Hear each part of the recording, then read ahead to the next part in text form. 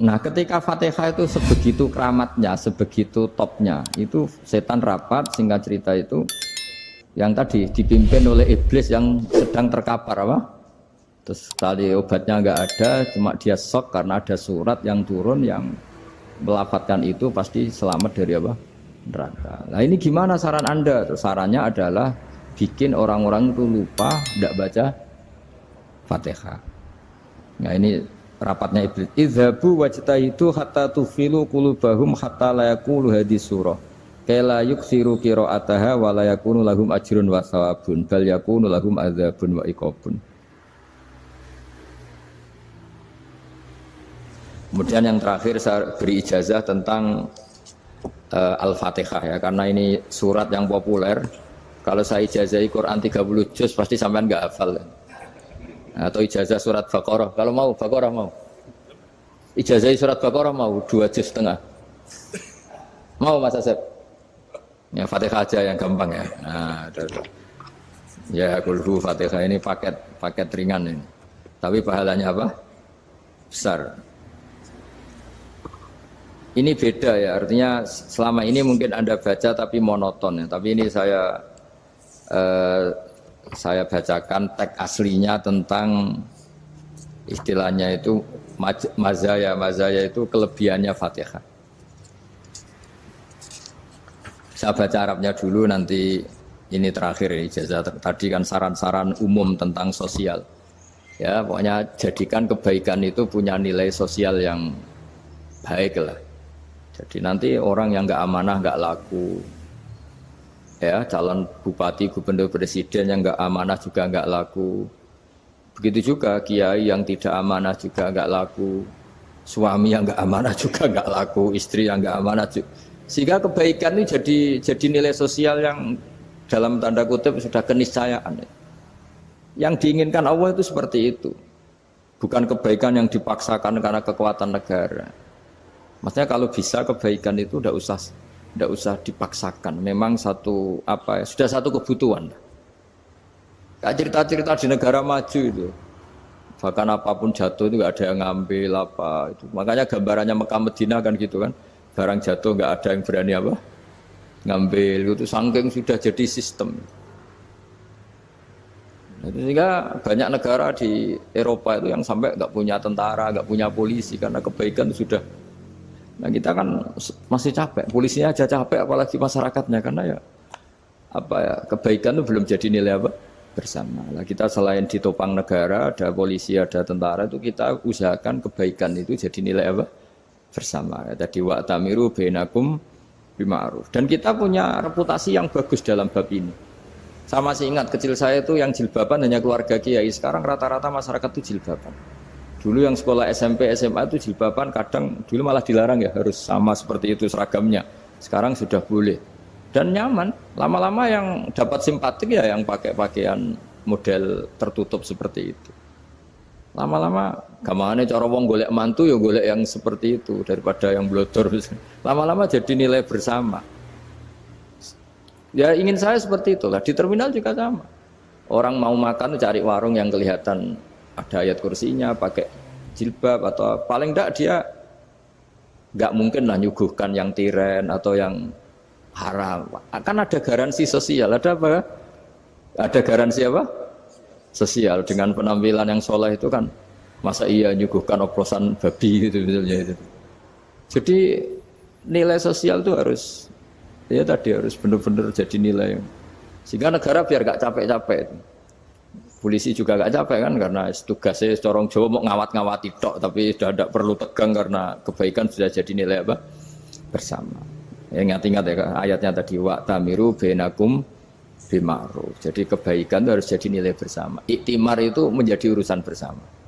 Makanya kalau kita rapat besar disebut apa? Muktamar. Muktamar itu urusan bersama.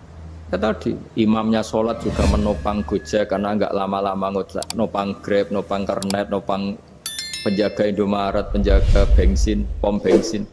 Nah dia hanya punya waktu 5 menit terus imamnya baca Baqarah kan. Iya imamnya mursyid, mungkin dia tambah lama tambah dapat aplaus dari muhibbinnya, tapi makmumnya Dia tambah lama tambah dapat penghormatan dari pecintanya, tapi kitanya wah khusyuk wali kan dia dapat status naik lah, kita yang sudah tidak ikut jadi wali diganggu apa pekerjaannya. Kalau ada imam seperti itu sampai mufarokoh saja, niat ya Allah sampai sini saja saya makmum orang itu, silakan orang itu punya urusan sendiri dengan jenengan ya sudah, atau salib saja apa ya, itu boleh. Kalau dalam fikih namanya apa, mufarokoh. Mufarokoh itu niat, tapi kamu jangan langsung selonong mufarokoh, niat dulu pamit sama Allah bahwa sekarang mau mufarokoh. Ya, tapi ya jadi sholat yang aneh kan, imamnya masih rukuk, kamu terus sujud, terus apa-apa selesai ya. Mungkin dalam pandangan itu orang lain ini maksudnya makmum gimana ini kok begini. Tapi sudahlah, Allah Maha tahu. Nah, insya Allah dimaklumi. Ya saya baca tentang Fatihah ya, karena sampean pasti sering baca Fatihah. Supaya apa sekaligus jadi jimat lah gitu. Jadi kalau kamu sering di jalan-jalan yang mungkin sepi, atau mungkin kan tidak semua teman Grab itu nasibnya bagus yang di Semarang Jogja. Mungkin yang di Kalimantan, di Papua kan ada yang 10 kilo gak ketemu rumah, ya kan? Ya lihat di TV-TV itu kan kasihan kan, sudah 10 kilo gak ketemu rumah, penumpangnya kuwekar preman tuh kan, ini makan orang enggak kan? Kan ujiannya dua. Kalau penumpangnya cantik itu ya kecoba syahwat, kalau preman takut. Jadi orang itu selalu ujian itu. Sing sedengan itu kan jarang orang itu. Jadi kalau penumpangnya perempuan cantik ujiannya itu syahwat, kalau preman ujiannya ketakutan. Kalau orang yang lemah bawa uang ujiannya kamu ingin garong. Jadi hidup itu memang semuanya ujian. Liyabluwakum ayyukum ahsanu amala. Makanya saya sering ditanya oleh teman-teman, Gus, nah ujiannya kenal wong wedok elek piye? Sama. Kenal wong ayu ujiannya syahwat, kenal wong elek ujiannya ngenyek, itu sama-sama dosa. Syahwat ya dosa, ngenyek juga dosa. Welek keriting untune metu ya dosa, ngomong gitu. Kadang-kadang orang berpikir enak kancanan wong elek gak dosa. Kata siapa? Kancanan wong elek itu ya dosa karena bawaannya ngenyek. Ngenyek itu menyepelekan itu. Makanya saya itu ya nggak mau berteman sampean. Nanti kan bawaannya ngenyek atau seneng ya enggak tahu. Ya sudah, ada takdir saja, kalau ketemu ya tak ulang ngaji gitu. Tapi ini ngaji terakhir, setelah ini ngaji biasa aja, enggak usah resmi gini. Ngaji kok resmi aneh. Pokoknya nanti suatu saat kalau pandemi sudah berlalu saya akan ngaji Rebone, lalu ini ngaji.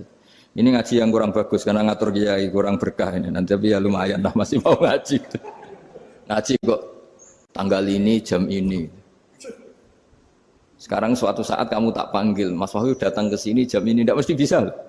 Mungkin pas ada acara apa, oh, maaf ke sini pas ngecek pas apa. Jadi ya sudah, tapi tak maafkan, enggak apa-apa. Takdir ya. Tak bacakan supaya sampean tahu keramatnya bismillah. Nah, sebelum saya bacakan bismillah Fatihah, tak beritahu tentang ilmu tafsirnya karena ini penting sekali. Fatihah itu dawuhnya Allah, tentu itu dawuhnya Allah. Saya ulang lagi, itu kalam Allah. Tapi yang sudah diberikan kesampaian ke kita semua. Sehingga seakan-akan itu menjadi dawuhnya kita ke Allah. Jangan salah loh ya. Fatihah itu dawuh Allah tapi sudah diberikan ke kita. Sehingga posisi kita itu yang punya itu. Nah, kenapa ini perlu dijelaskan? Karena nanti ada kalimat iyyaka na'budu wa iyyaka nasta'in. Kalau itu masih kalam Allah, berarti Allah ngomong ke kamu, ngendikan ke kamu, kepadamu aku menyembah. Masa Allah menyembah kamu? Nah, sehingga ilmu tafsir itu menyelesaikan itu dulu ya. Saya ulang lagi ya, sebelum sampean sering baca Fatihah, aku yakin ya sering baca. Tapi barokahnya ndak paham itu ndak pernah janggal. Enggak paham itu ya penting supaya ndak iskal, ndak janggal. Sebetulnya di kalimat itu ada yang janggal. Kalau Fatihah itu kalimatnya Allah atau kalam Allah, bagaimana dengan kata-kata iyyaka na'budu? Masa Allah ngendikan ke kita, kepadamu kami menyembah. Masa Allah menyembah kita? Maka penyelesaiannya secara ilmu tafsir gimana? Semua ulama mengatakan, bukan satu dua, semuanya mengatakan di Fatihah itu semuanya diberi kawalan kalimat. Saya ulang lagi ya, di Fatihah itu semuanya diberi awalan kalimat qulu, katakan wahai hambaku begini. Ya, katakan wahai hambaku begini. Nah, begini ini pelajaran dari Allah yang sudah diberikan ke kita. Terus kita mengatakan bismillahirrahmanirrahim, alhamdulillahirabbil, termasuk kita mengatakan iyyaka na'budu wa iyyaka nasta'in. Jangan bayangkan Allah ngendikan ke kita. Kalau Allah ngendikan kita berarti gini, hei wahyu, ihdinas siratal mustaqim, tunjukkan saya jalan yang benar. Nah nanti kamu terus, ya Allah, Anda aja minta tolong saya minta tolong siapa kan? Jadi panjang kan? Ya, saya ulang lagi ya. Jadi itu di Ulumul Quran diterangkan gimana? Sebelum baca Fatihah, ya. Fatihah itu kalamullah, ngendikane Allah, tapi yang sudah diajarkan ke kita dan sudah milik kita. Sehingga kalimat itu menjadi milik kita. Tapi ya kalamullah, tetap kalamullah, tapi sudah menjadi milik kita. Sudah paham ya? Ya pinter nah. Ya, karena kalau tanpa penjelasan seperti ini Anda akan iskal. Bagaimana Allah, iskal itu janggal, bagaimana Allah mengatakan iya anak budu. Kan jadi aneh kan? Ya, jadi tak jelaskan secara ilmiah ya. Jadi kata ulama-ulama tafsir, ayat-ayat Quran seperti ini sebetulnya dimulai dari qulu apa? Meskipun enggak dilafatkan. Itu kan sama dengan qul huwallahu ahad Muhammad, katakan kalau Tuhan itu satu. Ya namanya Quran itu kan kalam Allah, membina nabinya, membina umatnya. Makanya dikatakan atau enggak, di sini tersembunyi kata qulu, katakan. Ya, jadi ya ibarat apa itu? Kamu ngajari anak kamu lah, panggil jenengan bapak kulo. Itu maksudnya anak itu, kalimat itu kalimat kamu, tapi kamu ajarkan ke anak kamu. Terus anak kamu bilang, Pak jenengan bapak kulo. Nah, ketika kamu mengatakan jenengan, bukan kamu mengatakan jenengan anakku, berarti anakmu itu bapakmu, kan lucu kan? Anak kamu ajari jenengan bapak kulo, kamu engkau bapak saya. Terus anak kamu mengulang jenengan atau kamu bapak saya. Berarti itu kalimat yang kamu ajarkan, tapi sekarang sudah milik anak kamu. Kalau itu kalimat kamu kan lucu, masa anak kamu bilang bapak. Nah itu seperti itu. Jadi ulama memberi solusi atau jawaban iya karena abudu. Ya itu sebelumnya ada kata-kata qulu, katakan wahai hambaku, hubungan kamu dengan saya adalah katakan iya karena abudu wa iya karena nasta'in. Terus hubungan kamu dengan saya katakan juga dalam doamu ihdinas siratal mustaqim. Jelas ya, jadi itu kalam Allah yang sudah milik kita karena diajarkan Allah untuk kita. Dong ya? Ya dong, gak jelas gak. Tapi bagus, gak jelas itu bagus. Kalau kamu jelas gak jadi digrab, jadi gubernur. Min azimi fadliha kasratu asma'iha wa fadail ukhra. Ini cerita dramatisnya surat Al-Fatihah. Qala Abu Hurairah radhiyallahu anhu inna iblisa ranna khina unsitat Al-Fatihah. Jadi iblis itu begitu kesakitan.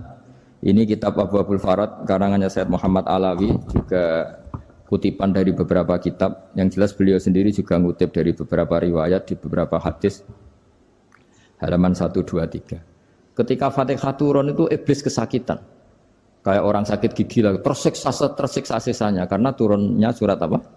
Al-Fatihah. Artinya kalau Anda baca Fatihah dijiwai, maka Anda melemahkan setan, melemahkan iblis. Wa qala Mujahid, khina unzilat Fatihatul kitab ronna fastama indahu asyayatin. Jadi ketika Fatihah itu turun, iblis itu terkapar lah kira-kira. Sampai dijenguk banyak setan. Jadi kamarnya di ICU lah kira-kira gitu kalau sekarang itu. Entah Covid entah enggak tahu, pokoknya di ICU sampai dijenguk banyak setan. Enggak tahu bawa apa enggak tahu, pokoknya dijenguk banyak setan. Ono yang nyangoni karena ini apa? Ketuanya apa? Pingsan, sakit. Jadi iblis itu sakit sampai dijenguk anak buahnya setan-setan. Ya, semoga kalian semua tidak kenal setan. Kalau kenal berarti teman, apa?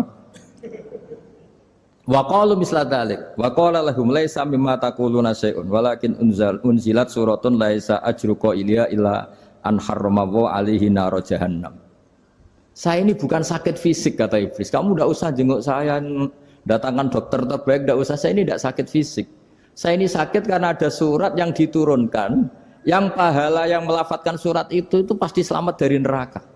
Padahal misi terbesar saya ini supaya manusia masuk neraka. Sekarang punya tamengnya. Wah pusing kan? Ya seperti orang lah, goda sampean ternyata sampean setia, itu kan pusing. Nah ternyata tidak setia, itu yang akhirnya ribet kan itu. Jadi iblis itu cita-cita terbesarnya kan semua orang itu masuk neraka. Nah sekarang turun satu surat yang gara-gara surat itu siapapun yang baca dijamin selamat dari neraka. Jadi walakin unzilat suratun laisa ajru qailiha illa an harramallahu alaihi nar jahannam. Karena jadi dia shock lah itu, kalau orang di Jawa itu bilang shock. Aduh sial nasib saya ini umat nggak bisa saya goda lagi karena punya tamengnya tadi punya. Qad tolakaidukum makrukum. Rekayasa kalian sekarang itu tidak ada gunanya semua. Nah, ini alhamdulillah di Indonesia kelihatan kan banyak yang miskin, banyak yang susah. Tapi selagi mereka masih sholat, itu keinginan mencari halal itu masih tinggi. Kayak apa kita di tengah kota, jauh dari anak istri, jauh dari tetangga. Biasanya kalau orang jauh dari anak istri, tetangga kan sakar PDW. Tapi yang soleh masih banyak, sudah jauh dari keluarga tetap lurus. Loh, kalau yang dekat lurus kan wajar, konangan wong akeh kan. Ini sudah jauh masih lurus. Nah ini nggak lepas dari barokahnya surat apa? Surat Fatihah tadi. Jadi karena ada surat yang menjamin pelafalnya atau qailiha terbebas dari api neraka. Wa qalat as-sayatinu lahu is ayyusai'in ta'muruna ya maulana. Faqala lahum idhabu wajtahidu hatta tukhfilu qulubahum hatta la yaqulu hadhihi surah. Lalu kita gimana? Jari para setan gitu. Lalu kita gimana? Terus kata iblis, sudah bikin mereka lupa sehingga tidak baca lagi. Selagi masih baca kita pasti keok.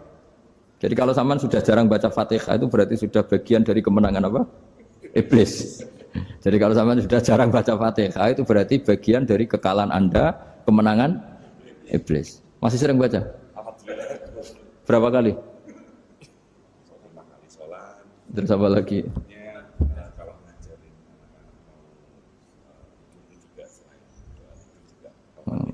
Kok 5 kali tok itu?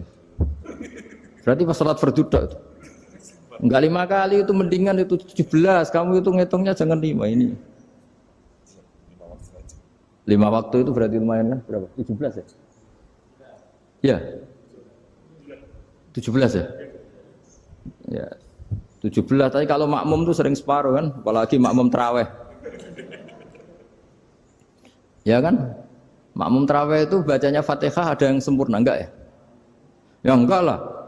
Baru alhamdulillah rabbil alamin ruko ikut ruko gitu. Makmum kan yang tarawih lah. Kalau tarawih jarang sempurna ya. Fatihahnya itu. Kan imam sudah ruko. Kamu bacanya Fatihah sampai mana tuh? Baru setengah ya.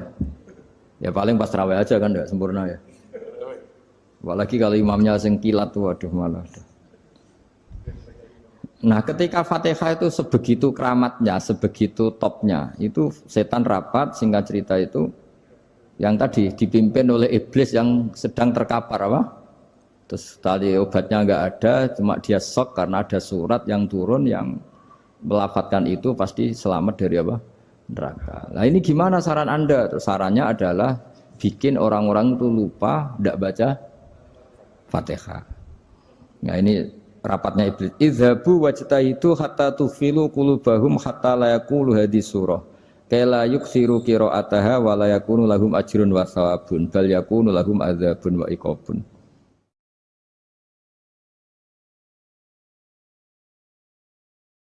Jadi saya mohon selama ini Anda sudah baca, tapi mungkin hanya rutin saja. Napa rutin saja? Jadi barokahnya ngaji ini kamu punya kekuatan atau punya semangat membaca karena ini surat yang luar biasa. Ibarat gini, kalau sampean tanya, saya juga sering mikir, masa Gus hanya surat kok punya kekuatan seperti itu?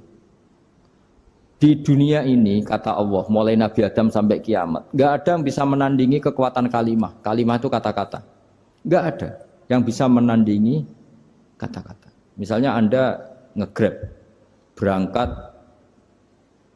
istri cuek, berangkat cuek. Itu beda dengan ketika meskipun satu kalimat, wes Pak, muga-muga dilindungi pangeran, mugi-mugi jenengan selamat. Itu menjadi teduh dan semangatnya luar biasa karena kayak mendapat support.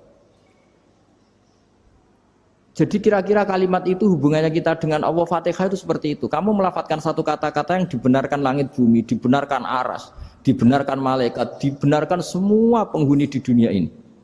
Sehingga itu efeknya luar biasa. Itu seperti gini ya, kamu cerai sama istri, terus nikah lagi katut babon. 10 tahun anak kamu dididik, ibunya benci kamu. Dan memang Anda layak dibenci. Dididik. Dan sampai nggak pernah manggil kamu Pak. Suatu saat, kamu tentu rindu kan, ingin dipanggil Bapak oleh anak kamu. Suatu saat anak ini manggil kamu Pak E. Wah itu senengnya bukan main. Hanya sebuah kata-kata. Makanya kadang-kadang orang itu tanya sama kiai, ijazah lafadz ini gunanya apa sih? Itu ijazah-ijazah itu untaian kata-kata. Yang kata-kata ini dibenarkan langit dan bumi dan aras dan para malaikat, sehingga efeknya itu luar. Nah ibarat seperti itulah, kamu melafadzkan Fatihah itu melafadzkan kata-kata yang dibenarkan Allah dan Rasul dan semua malaikat, semua penghuni langit. Maka ini efeknya pasti luar. Nah di sini lah orang-orang dulu itu tahu keramatnya itu, sehingga ketika melawan Belanda, melawan Jepang dulu itu kalimat-kalimat itu menjadi mantra yang luar biasa. Doa yang luar biasa.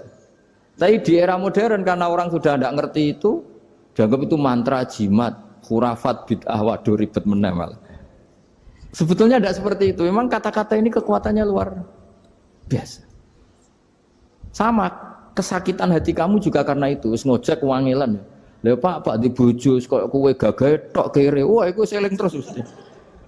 Padahal kalimat itu kan tidak melukai secara fisik, tapi apa kerjanya sesuk sarasa-rasen. Karena terus dengan pengadilan seperti itu kan, ngapain kerja demi perempuan yang seperti ini? Lagi-lagi kata-kata ini luar. Nah bayangkan kalau kata-kata itu adalah kalimat yang diajarkan Allah lewat Rasulnya, lewat malaikat Jibril. Kayak apa kekuatannya itu? Nah kira-kira Fatihah itu gitu. Kalimat yang baik, kalimatan thayyibah diajarkan oleh Allah dan Rasul, kayak apa kira-kira kekuatannya? Pasti luar biasa. Wong support yang dikatakan istri kita, anak kita aja luar biasa, apalagi ini support yang diajarkan Allah dan Rasul. Ya makanya saya mohon kalau baca Fatihah, baca kalimat-kalimat thayyibah ketika sholat itu dijiwai. Ya misalnya Rabbana lakal hamdu mil'us samawati wa mil'ul ardi wa mil'u ma syi'ta min syai'im. Engkau zat yang layak dipuji, dan pujian ini memenuhi langit dan bumi. Karena kita tahu nggak ada sejengkal di alam raya ini kecuali di situ ada rahmat Allah. Misalnya kamu bisa lewat sampai rumah saya, kamu mungkin anggap biasa saja.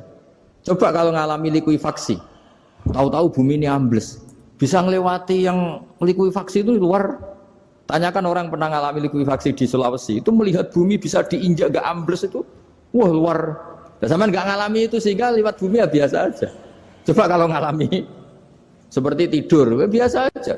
Coba kalau ada gempa, bahwa bumi tenang ini sudah nikmat yang luar biasa. Masa kamu ngakui nikmat nunggu digituin? Ya kan? Nah, makanya baca Fatihah dijiwai lah, bahwa ini kalimat yang luar biasa.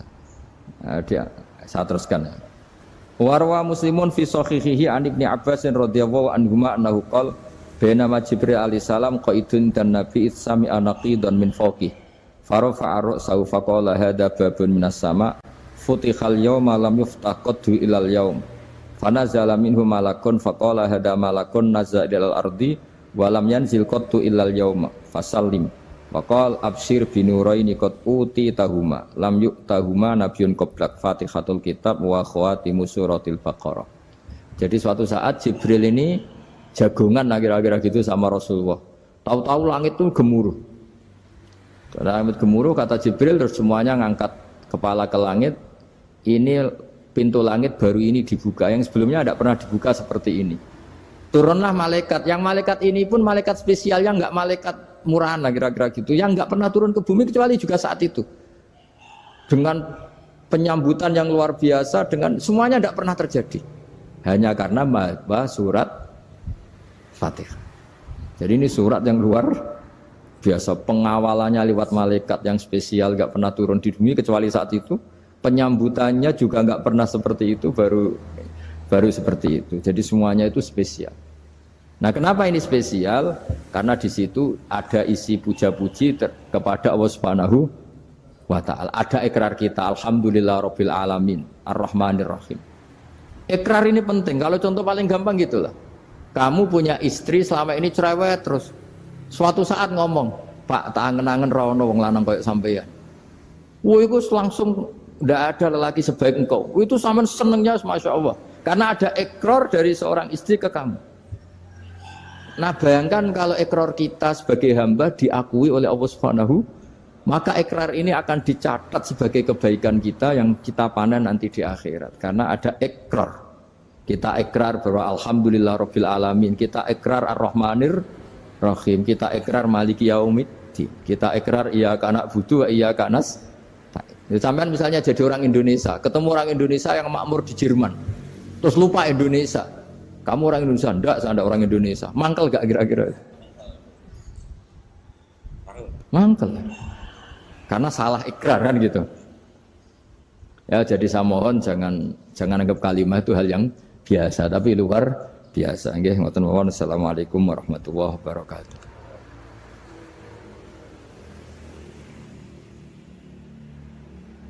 Saya berkali-kali kampanye di mana-mana lah, kampanye dan menganjurkan. Di antara catatan dalam Suhufi Ibrahim wa Musa kan ada kan di Quran itu yang dinamakan lampiran-lampiran wasiatnya Nabi Ibrahim dan Nabi apa? Musa. Itu di antara catatannya begini. Orang yang punya akal itu adalah orang yang bisa menikmati sesuatu yang baik. Misalnya gini, contoh gampang gini. Kamu punya anak pertama atau punya anak yang masih kecil, itu gendong tuh senangnya bukan main. Melihat anak sehat tuh senangnya bukan main. Mungkin saat itu banyak orang yang sedang maksiat dengan perempuan nakal atau dengan teman-teman nakalnya, yang nganggap seperti itu tidak nikmat. Tapi andaikan ini ditimbang ya ditimbang. Yang maksiat betulan, misalnya paling ukuran bahagianya itu 70%. Tapi yang ini, yang nimang anak baru lahir atau masih kecil, corong Jawa ngeloni anak, bisa saja bahagianya itu sampai 100%. Artinya selama ini kesalahan kita adalah nganggap maksiat itu pasti menyenangkan dan taat itu tidak menyenangkan. Makanya saya berkali-kali fatwa, untuk melawan kenikmatan maksiat, orang harus terbiasa menikmati taat, menikmati kebaikan. Jangan kira kita nimang istri nikmat, nimang anak nikmat, ketemu teman yang lama tidak ketemu juga nikmat. Artinya kita akan melewati berjam-jam untuk jagungan sama teman, sama anak, sama istri. Dan itu harus kamu nikmati supaya mengganti tidak berkebutuhan nikmat yang lewat jalur maksiat. Jadi saya mohon sarana-sarana yang menyenangkan itu, yang taat itu kita maksimalkan. Makanya bapak saya itu sering pesan, kowe nak ngaji sing guyon, sing seneng. Nganti wong maksiat itu karena cari kesenangan. Coba kalau kesenangan itu sudah didapatkan saat taat, maka tidak butuh lagi kesenangan yang berbentuk maksiat. Makanya orang-orang wali dulu kalau sudah sholat itu gak bisa berhenti karena merasa nikmat. Makanya Nabi pernah ngendikan wa qurratu aini fi sholat, nyaman saya itu kalau sedang sholat.